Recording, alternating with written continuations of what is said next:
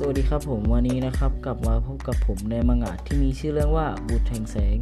แต่ถ้าไม่เป็นการเสียเวลาเรามาเริ่มกันเลยดีกว่านะครับโรงเรียนเวทมนต์เซียงซิจางกงมาถึงตอนนี้เจ้าได้เรียนรู้พื้นฐานทั้งหมดแล้วแต่ในอนาคตต้องดูว่าเจ้าจะเติบโตได้หรือไม่เจ้ารู้หรือเปล่าสิ่งที่กำหนดความแข็งแกร่งของเวทมนต์นั้นคืออะไรระดับพลังครับ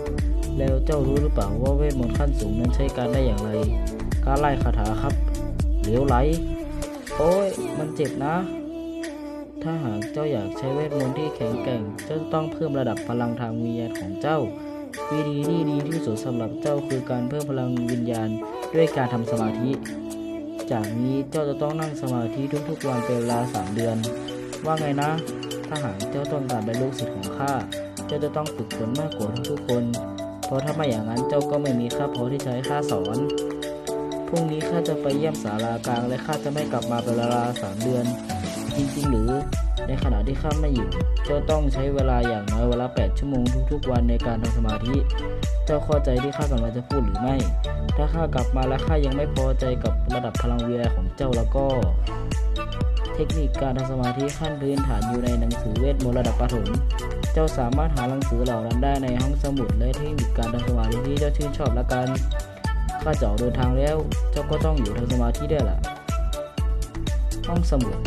มีการทำสมาธิแบบง่ายๆหรือเปล่านะมีวิธีที่ง่ายกว่านี้หรือเปล่านะเล่มนี้ตราบใดที่คุณรู้สึกถึงองค์ประกอบของเวทมนต์ที่ช่วยรวบรวมทุกสิ่งได้คุณสามารถใช้การนั่งในการทำสมาธิได้คุณสามารถใช้ในการนอนในการทำสมาธิได้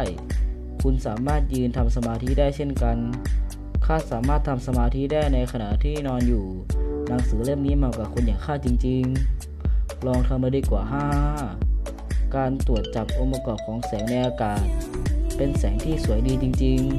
ๆเจ้าคือท่าแสงนั่นหรอท่าของแสงเจ้าเป็นอย่างไรบ้างข้าคือจางกงเหวยเราสามารถเล่นกันตั้งแต่วันนี้ได้หรือไม่ข้าคิดว่าเราเป็นเพื่อนที่ดีต่อกันได้นะข้ารู้สึกได้ถึงท่าแสงที่กระจายไปสู่บางส่วนของแสงที่รวบรวมในด้านเทียนของข้าพลังงานที่อบอุ่นกำลังรายล้อมข้าและเกิดเป็นรูปแบบแสงสีขาวข้าไม่ทราบว่ามันจะนานแค่ไหนข้าเพียงรู้สึกว่าด้านเทียนของข้าตอนบนตอนนี้มันกลายเป็นช่องทางการสื่อสารของแสงเหล่านี้ข้ารู้สึกง่วงและเหนื่อยล้ารีเวิร์สเดี๋ยวนี้แม่งั้นเหรอแม่มาถึงที่นี่ได้ไงล่ะเด็กดีของแม่ลูกเคยอยู่โรงเรียนตอนกลางคืนแบบนี้ที่ไหนกัน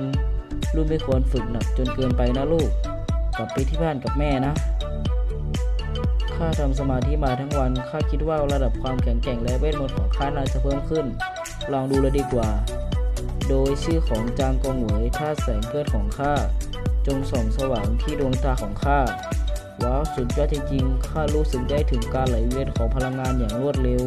เข้าไปสู่ลูกบาศก์แห่งแสงสว่างภายใต้มือของข้าท่าแสงให้เข้าไปสู่ด้านเทียนด้านบนของข้าดังนั้นร่างกายของข้าจึงไม่แสดงอาการเหนื่อยล้าในการใช้พลังเวทมนต์ของข้ากลับมาอีกครั้งในความเร็วที่น่ากลัวสามารถติดตามอ่านต่อได้ที่เพจ nightppai.net